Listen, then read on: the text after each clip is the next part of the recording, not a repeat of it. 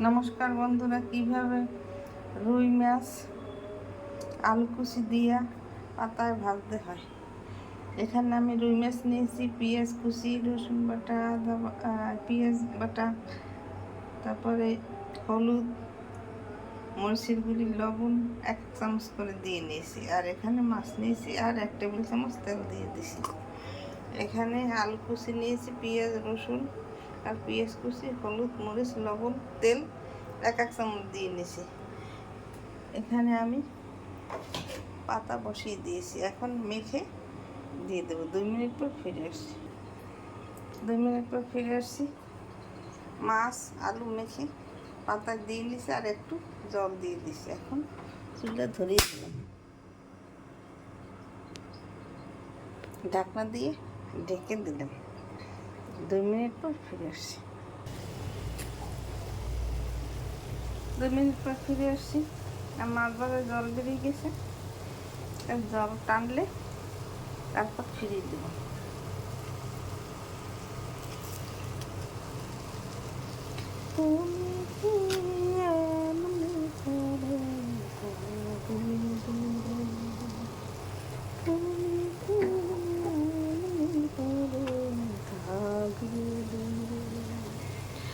আমার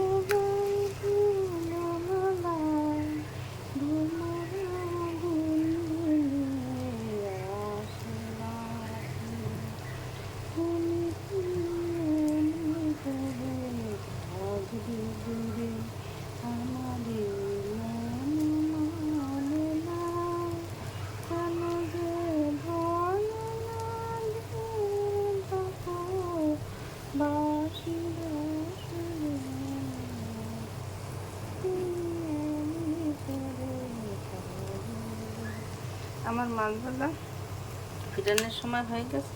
এখন ফিরিয়ে দেবো। 2 মিনিট পর ফিরে এসছি। 2 মিনিট পর ফিরে এসেছি। মাছ ভাজা তুলে নিয়েছি একটা থালায়। এখন আর একটা পাতা দিয়ে এইভাবে ঢেকে তারপর ঢাকনা দিয়ে ফিরিয়ে দেবো। 2 মিনিট পর ফিরে এসেছি। 2 মিনিট পর ফিরে এসে মাছ ভাজা ফিরিয়ে দিয়েছি। এখন 1 টেবিল তেল ঘুরিয়ে ঘুরিয়ে দিতে হবে।